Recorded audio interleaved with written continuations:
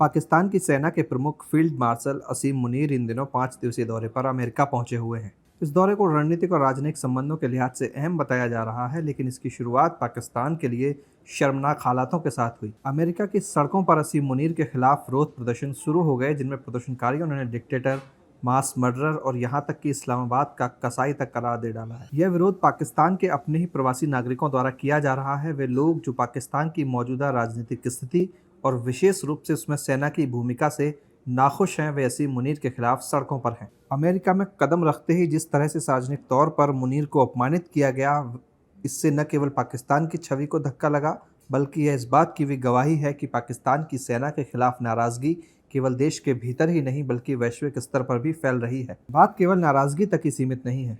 प्रदर्शनों के बीच गीदड़ गीदड़ के नारे भी लगाए गए, जो दिखाता है कि पाकिस्तान की सेना के प्रति लोगों की घृणा किस हद तक बढ़ रही है। Shame on you, mass murderers! Shame on you! Shame on you, mass murderers! ऐसा शख्स जिसे भारत के खिलाफ सैन्य संघर्ष का नायक बनाया गया था, उसे अमेरिका की सड़कों पर गीदड़ बताया जाना पाकिस्तान की सेना की कलई खोल रहा है। इन नारों से इतना तो साफ है कि पाकिस्तान के अंदर सेना के राजनीतिक दखल और नागरिकों के दमन के खिलाफ गुस्सा अब 7वें आसमान पर है। दौरे की अपमानजनक शुरुआत के बाद एक खबर ने असीम मुनीर को खुश कर दिया। खबर आई कि अमेरिका के राष्ट्रपति डोनाल्ड ट्रंप ने असीम मुनीर को लंच पर बुलाया है। कई लोगों को लगा कि यह भारत के लिए झटका है, भारत के लिए बुरी खबर है, लेकिन असल में यह पाकिस्तान के लिए खतरे की घंटी है।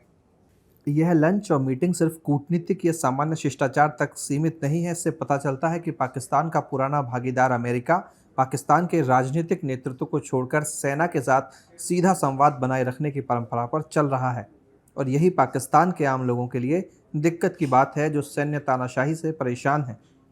पाकिस्तान की आम जनता चाहती है कि सेना का दखल सत्ता में न होकर उसके अपने कामों में रहे, लेकिन इस तरह के कदमों से पता चलता है कि अंतर्राष्ट्रीय ताकतें भी सेना को ही पाकिस्तान की सत्ता का असली केंद्र मानती हैं। पाकिस्तान के नागरिक लंबे समय से सत्ता के दोहरे ढांचे में जी रहे हैं। एक तरफ उनकी निर्वाचित सरकार है और दूसरी तरफ शक्तिशाली सेना, जिस पर सरकार के निर्वाचन में दखल देने तक के आरोप हैं। पुराने उदाहरणों को छोड़कर हाल की ही बात करें तो 2022 में इमरान खान की सरकार के गिरने के बाद से यह साफ हो गया कि पाकिस्तान में असली निर्णय सेना द्वारा ही लिए जाते हैं और प्रधानमंत्री महज दिखावे की कुर्सी पर बैठता है। असीम मुनीर के कार्यकाल की शुरुआत से ही उन पर यह आरोप लगते रहे हैं कि उन्होंने इमरान खान की लोकप्रियता को देखते हुए उन्हें किनारे लगाने की साजिश रची और शहबाज शरीफ व अन्य राजनीतिक दलों के साथ गठजोड़ कर सत्ता में सेना के दखल को और मजबूती दी। और जब असीम मुनीर अमेरिका में ताकतवर हस्तियों से मिल रहे हैं, तब यह सवाल उठता है कि क्या यह दौरा पाकिस्तान में सेना के लिए अंतर्राष्ट्रीय समर्थन जुटाने की कोशिश है?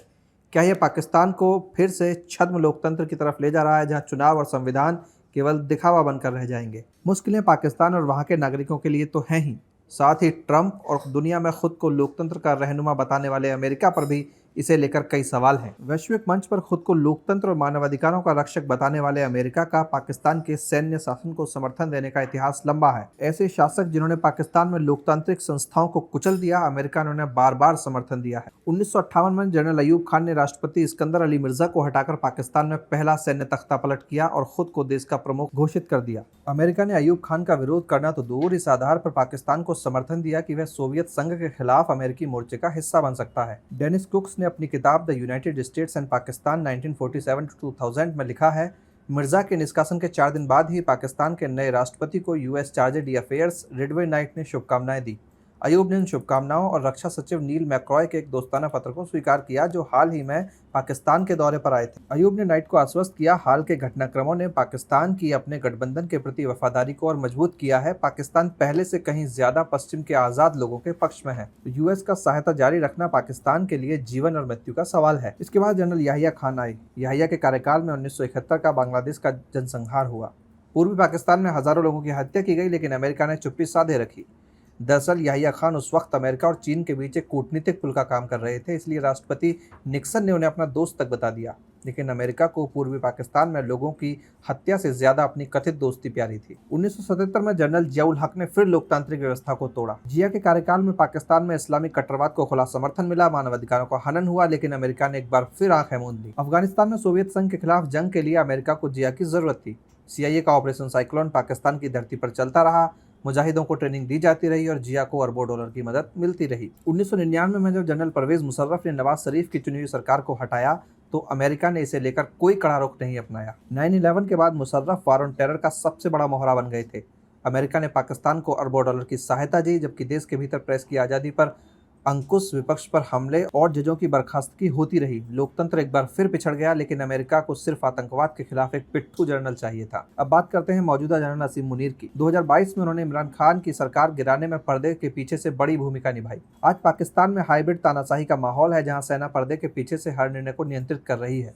असीम मुनीर इन दिनों अमेरिका के दौरे पर हैं और ट्रंप जैसे राष्ट्रपति उन्हें लंच पर आमंत्रित कर रहे हैं। वहीं दूसरी ओर अमेरिका की सड़कों पर पाकिस्तानी प्रवासी उन्हें गीदड़, इस्लामाबाद का कसाई और मास मर्डरर बता रहे हैं। बावजूद इसके अमेरिका को जनरल को गले लगाने में कोई हिचक नहीं है। इन घटनाओं से साफ पता चलता है कि अमेरिका के लिए लोकतंत्र कोई प्रतिबद्धता नहीं बल्कि एक रणनीतिक औजार है। जब पाकिस्तान में लोकतंत्र उनकी रणनीति में फिट बैठता है तो इसको स्वागत करते हैं, लेकिन जब कोई जनरल उनके हितों की पूर्ति करता है तो लोकतंत्र को ताक पर रख दिया जाता है।